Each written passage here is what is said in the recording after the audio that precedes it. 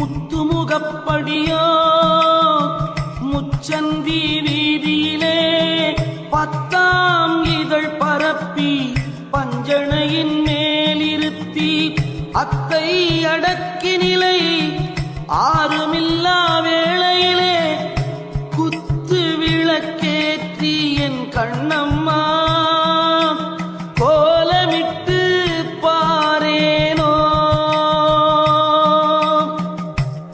மனித உடல் ஒரு அழகான கோவில் போல், ஆனால் அதன் அழகிற்கு பின்னால் உள்ள புலன்களின் ஆட்சி, ஆசைகள் மற்றும் அதனை அடக்கும் தியானம் பற்றிய ஆழ்ந்த உள் பயணம் இடம்பெறுகிறது.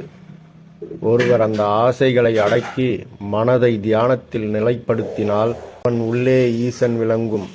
அந்த ஞான வெளிச்சமே குத்துவிளக்கு, அதன் கீழ் வாழும் வாழ்க்கையே திருவிழா. உடலின் ஒளிக்குள் உண்மையான